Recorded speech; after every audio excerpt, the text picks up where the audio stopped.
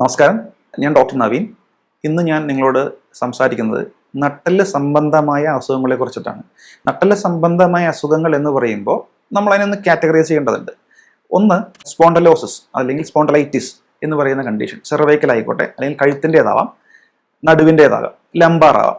ഈ രണ്ട് കണ്ടീഷൻ വരും. അതിൽ തന്നെ ഉള്ളതാണ് IVDP അല്ലെങ്കിൽ ഇന്റർ വെർട്ടിബ്രൽ ഡിസ്ക് പ്രൊലാപ്സ് എന്ന കണ്ടീഷൻ. ഇതിൻ്റെ എല്ലാം കോമൺ കോസ് എന്ന് പറഞ്ഞു കഴിഞ്ഞാൽ ഡിസ്കിൻ്റെ അല്ലെങ്കിൽ രണ്ട് എല്ലുകൾക്കിടയിലുള്ള ഡിസ്കിൻ്റെ തളർച്ച എന്ന് ഞാൻ വിശേഷിപ്പിക്കുന്നത്. കാരണം ഈ ഡിസ്കിൻ്റെ തളർച്ച എന്ന് പറഞ്ഞാൽ രണ്ട് രീതിയിലാവാം. നമ്മൾ പറയും ഹെർണിയേഷൻ എന്ന് പറയാം, ഡിസ്ക് പ്രൊട്രൂഷൻ എന്ന് പറയാം, ഡിസ്ക് ഡീഹൈഡ്രേഷൻ എന്ന് പറയാം, അല്ലെങ്കിൽ ചെറിയ ഡിസ്ക് പുറത്തേക്ക് വരുന്ന കണ്ടീഷനുണ്ട്, ഡീഹൈഡ്രേഷൻ എന്നൊക്കെ പറയുന്ന. അത് ഡിസ്കിൻ്റെ ഓരോ അവസ്ഥകളുണ്ട്. നമ്മൾ പൊതുവെ മനസ്സിലാക്കി വെച്ച എന്താണ്, ഡിസ്ക് പുറത്തേക്ക് തള്ളുക. നമ്മൾ പറയില്ലേ, കോമൺ മലയാളം എല്ലാവരും പറയുന്ന ഡിസ്ക് തള്ളി, അല്ലെങ്കിൽ ഡിസ്ക് തെറ്റി, അല്ലെങ്കിൽ ഡിസ്ക് തള്ളിപ്പോയി, ഡിസ്ക് തെറ്റിപ്പോയി എന്നൊക്കെയാണ് നമ്മൾ പറയാറ്. അപ്പോൾ ഒരു അവസ്ഥയാണ്. ഈ ഒരു അവസ്ഥ വരുന്നത് ഒരു ദിവസം കൊണ്ടല്ല. നമുക്ക് പെട്ടെന്നായിരിക്കും സംഭവിക്കുന്നത് ഒരു ദിവസം കൊണ്ടായിരിക്കും. അവസ്ഥ വരുന്ന ഒരു ദിവസം കൊണ്ടല്ല. നട്ടെല്ലിന് തുടർച്ചയായി ഉണ്ടാകുന്ന ക്ഷതങ്ങളോ, അല്ലെങ്കിൽ നമ്മുടെ പോസ്ചർ, ഇരിപ്പോ, അല്ലെങ്കിൽ നമ്മുടെ നടപ്പോ, അല്ലെങ്കിൽ കിടപ്പോ എന്തും ആവാം. പൊതുവെ ഇപ്പോൾ ഏറ്റവും കൂടുതലായിട്ട് കാണപ്പെടുന്നത് ഇപ്പോൾ എല്ലാവരും സിസ്റ്റം യൂസ് ചെയ്യുന്നവരാണ്. കമ്പ്യൂട്ടർ യൂസ് ചെയ്യുന്ന യുവജനങ്ങളാണ് ഇപ്പോൾ ഏറ്റവും കൂടുതലുള്ളത്. അവർ ഫുൾ ടൈം സിസ്റ്റത്തിന് മുമ്പിൽ ഇരിക്കുകയാണ്. ഒരു ആ പോസ്റ്റർ മെയിൻറ്റെയിൻ ചെയ്ത് കൃത്യമായി ഇരുന്ന് കഴിഞ്ഞാൽ എന്താ പറ്റുക, നമുക്ക് ഈ മസിൽ സ്റ്റിഫ് ആവുന്നു. നട്ടെല്ലുകൾ പല മസിലുകളായിട്ട് ബന്ധിപ്പിച്ച് ഇരിക്കുന്ന ഒരു വസ്തുതയുള്ള സാധനമാണ്. പല വെർട്ടിബ്രൽ ബോഡീസ് കൂടിയിട്ടാണ് ഒരു വെർട്ടിബ്രൽ കോളം അല്ലെങ്കിൽ നട്ടെല്ല് ഉണ്ടാകുന്നത്. അപ്പോൾ ഇതിനെന്താണ് ബുദ്ധിമുട്ടെന്ന് വെച്ച് കഴിഞ്ഞാൽ, ഈ മസിൽ വീക്കാവും അല്ലെങ്കിൽ സ്റ്റിഫായി കഴിഞ്ഞാൽ എന്താ പറ്റുക, ഈ നട്ടലിലേക്കുള്ള പിടുത്തം കുറയും. ആ പിടുത്തം കുറയുമ്പോൾ എന്താ പറ്റുക എന്ന് വെച്ച് കഴിഞ്ഞാൽ, ആ ഡിസ്കിൽ ലോഡ് വരും. ഡിസ്കിലേക്ക് ലോഡ് വരുമ്പോൾ ആ ഡിസ്കിന് പൾപ്പസ് ഫൈബ്രസ് എന്നൊരു ടിഷ്യൂ ആയിട്ട് ഉണ്ടാക്കുന്നതാണ്. അതിലേക്ക് ലോഡ് വരുമ്പോൾ അത് പതുക്കെ പുറത്തേക്ക് തള്ളാൻ തുടങ്ങും. പതുക്കെ തള്ളിക്കഴിഞ്ഞാൽ അത് അകത്തേക്ക് തള്ളാം. ഇതിൽ ഏറ്റവും ബുദ്ധിമുട്ട് വരുന്നത് നമ്മുടെ സ്പൈനൽ കോഡിന്റെ ഭാഗത്തേക്കാണ് ഡിസ്ക് തള്ളുന്നതെങ്കിൽ ഇംപിഞ്ച്മെന്റ് ഓഫ് സ്പൈനൽ നെർവ്, അല്ലെങ്കിൽ ഈ സ്പൈനൽ കോഡിനെ അനുബന്ധമായി വരുന്ന ഞരമ്പുകളുണ്ട്, സ്പൈനൽ നെർവ്സ് എന്ന് പറയും. അത് എല്ലാ തരത്തിലുള്ള വെർട്ടിബ്രൽ ഡിസ്കിന്റെ ഇടയിലൂടെ രണ്ട് വശത്തേക്ക് നെർവുകൾ വരുന്നുണ്ട്. ഈ സ്പൈനൽ കോഡും പുറകെ പോകുന്നുണ്ട്. അപ്പോൾ ഇതിലേക്ക് ഇമ്പിഞ്ച് ചെയ്യാനുള്ള സാധ്യതയുണ്ട്, തട്ടാനുള്ള സാധ്യതയുണ്ട്. അതിൽ ഞെരുങ്ങാൻ, ഞെരുക്കുക എന്ന് വെച്ചാൽ ജസ്റ്റ് തട്ടി നിൽക്കാം. അപ്പോൾ ഒരു ലക്ഷണം ആയിരിക്കും കാണിക്കുക, തരിപ്പ്, വേദന, കഴപ്പ് വരാം. ഇനി അത് ഞെരുക്കി കഴിഞ്ഞാൽ കാലെടുത്ത് വെക്കാനുള്ള ബുദ്ധിമുട്ട്. ഏത് ഭാഗത്താണ്? അപ്പോൾ നടുവിന് വന്നു കഴിഞ്ഞാൽ ലംബാർ സ്പോണ്ടലോസിസ് വരും. അത് സയാറ്റിക് നെർവിന്റെ ഇൻവോൾവ്മെന്റ് ഉണ്ടെങ്കിൽ സയാറ്റിക്ക എന്ന് പറഞ്ഞ അസുഖത്തിലേക്ക് വരും. അത് കാലിലേക്ക് വേദന റേഡിയേറ്റ് ചെയ്തിരുന്നു. ഇതെല്ലാം തന്നെ ഒരു കോമൺ ആയിട്ടുള്ള ഒരു എന്താ പറയുക, ഡിസീസ് കണ്ടീഷനിലെ വരുന്നത് നട്ടലിലുള്ള പ്രശ്നങ്ങൾ തന്നെയാണ്. സ്ഥാനത്തിനനുസരിച്ച് അതിൻ്റെ പേര് മാറും എന്നേ ഉള്ളൂ. നമ്മൾ മൂക്കിന് താഴെയുള്ളതിന് മീശ എന്ന് പറയും, താടിക്ക് അവിടെയുള്ള താടി എന്ന് പറയും, കണ്ണിന് മേലെ പുരുകെന്ന് പറയും, തലയുടെ മേലെ മുടി എന്ന് പറയും. അതുപോലെ തന്നെ നമ്മുടെ കഴുത്തിൽ വരുമ്പോൾ ഇതിനെ സെർവൈക്കൽ സ്പോണ്ടലോസിസ് എന്ന് പറയും. അതിന് സെർവൈക്കൽ സ്പോണ്ടലോസിസ് കൂടി ഈ ഡിസ്ക് കംപ്രഷൻ വന്ന് നെർവിലേക്ക് ഇമ്പിഞ്ച് ചെയ്ത് കഴിഞ്ഞാൽ നമ്മുടെ കൈയിലേക്ക് വേദന വരാം.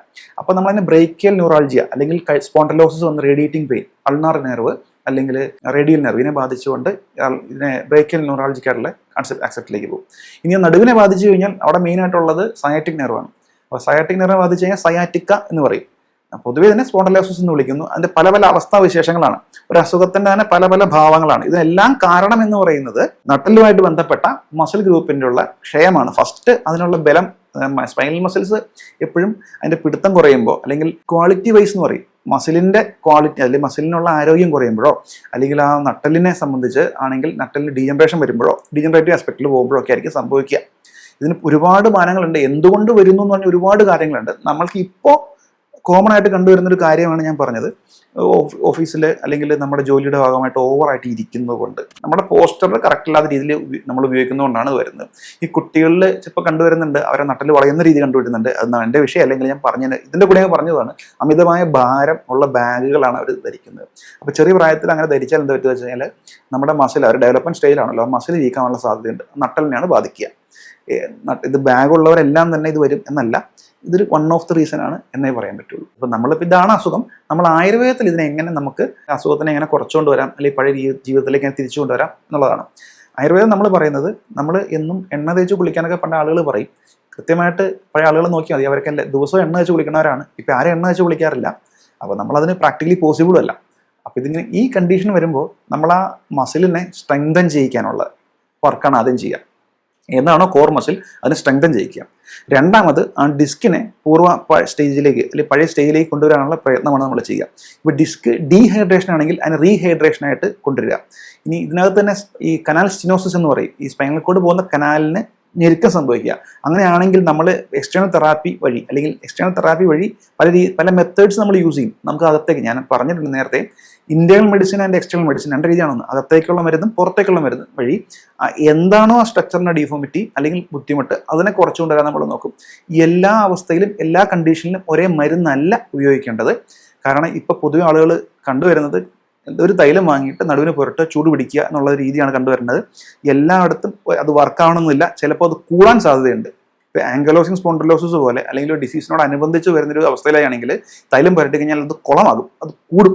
അപ്പോൾ നിങ്ങൾ ഒരിക്കലും അങ്ങനെ ചെയ്യരുത്. കാരണം എന്ന് വെച്ചാൽ ഒരു ഡോക്ടറെ അടുത്ത് ചെന്ന് ചോദിച്ചതിന് ശേഷം അല്ലെങ്കിൽ കൺസൾട്ട് ചെയ്ത് കൃത്യമായി നിങ്ങളുടെ അവസ്ഥ എന്താണ് എന്ന് അറിഞ്ഞതിന് ശേഷം മാത്രമേ നിങ്ങളൊരു കൺക്ലൂഷനിലേക്ക് അല്ലെങ്കിൽ ഒരു മരുന്നിലേക്ക് പോകാൻ പാടുള്ളൂ. ഇപ്പം നമ്മൾ ചെയ്യുന്നത് അകത്തേക്കുള്ള മരുന്നുകൾ, ഞാൻ മരുന്നുകളുടെ പേരെടുത്ത് പറയാത്തത് എന്തുകൊണ്ടാണെന്ന് വെച്ചാൽ എപ്പോഴും നമുക്ക് ഉണ്ടാകുന്ന ഒരു ബുദ്ധിമുട്ട്, മരുന്നുകളുടെ പേരെടുത്ത് പറഞ്ഞാൽ ആളുകളെല്ലാം തന്നെ ആ മരുന്ന് വാങ്ങിച്ച് കഴിക്കാൻ നോക്കും. അപ്പോൾ ഒരാൾക്ക് ഒരു രോഗിയിൽ നിന്ന് രോഗി വ്യത്യസ്തനാണ്, അയാളുടെ ഹെൽത്ത് കണ്ടീഷൻ അല്ല ഒരാൾക്കുള്ളത്. അപ്പം അങ്ങനെ ആ സ്റ്റേജിൽ വരുമ്പോൾ നിങ്ങൾ ഞാനത് പറഞ്ഞു തന്നാൽ അതൊരു ചതിയായി പോകും. അതുകൊണ്ടാണ് ഞാൻ ഏത് മരുന്നെന്ന് പറയാത്തത്. അപ്പോൾ ആ മരുന്നുകൾ ഇന്റേണലി അകത്തേക്കുള്ള മരുന്ന് വഴി നമ്മൾക്ക് ഈ മസിൽ കോറിനെ ബലപ്പെടുത്തുക, ഡിസ്കിനെ ഒന്ന് റീഹൈഡ്രേറ്റ് ആക്കുക, ആ കോസിനെ ഒന്ന് കുറച്ച് കൊണ്ടുവരിക. അതുപോലെ എക്സ്റ്റേണൽ തെറാപ്പീസ് എന്ന് പറഞ്ഞു കഴിഞ്ഞാൽ അവർക്ക് ആ രോഗത്തിനനുസരിച്ചുള്ള കിഴിയാകാം, ചിലപ്പോൾ വസ്തിയാവാം, ചിലപ്പോൾ ഞാവരയാവാം, ചിലപ്പോൾ അല്ലെങ്കിൽ ഇതൊന്നുമില്ല, ചിലപ്പോൾ തിരുമാവാം, ഇതൊന്നും അല്ലെങ്കിൽ ചിലപ്പോൾ ലേപനം എന്ന് പറയും, പുറമെ ഇട്ടാൽ മതി, പേസ്റ്റ് പോലെ ഇട്ട് കൊടുത്താൽ മതിയായിരിക്കും. അപ്പോൾ അതെല്ലാം ആ കണ്ടീഷൻ എല്ലാം കണ്ടീഷൻ ഡിപ്പെൻഡൻ്റ് ആണ്. അപ്പോൾ അത് നോക്കിയതിന് ശേഷം മാത്രമേ നമുക്ക് ആ കണ്ടീഷൻ അനുസരിച്ച് മാത്രമേ നമ്മൾ ട്രീറ്റ്മെൻറ്റ് ചെയ്യുള്ളൂ.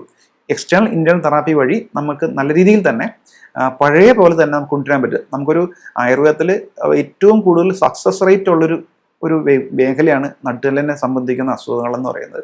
അപ്പോൾ നമ്മളത് കൃത്യമായിട്ട് ഐഡന്റിഫൈ ചെയ്ത് തുടക്കത്തിലേക്ക് കൊണ്ടുവന്ന നല്ല വ്യത്യാസം എന്നല്ല, നമ്മൾ പഴയ പോലെ തന്നെ നമുക്ക് ചെയ്യാൻ പറ്റും തുടക്കത്തിലൊക്കെ ആണെങ്കിൽ. ഇനി സർജറി കൂടാതെ തന്നെ പല കേസുകളും നമുക്ക് മാറ്റിയെടുക്കാൻ സാധിക്കും.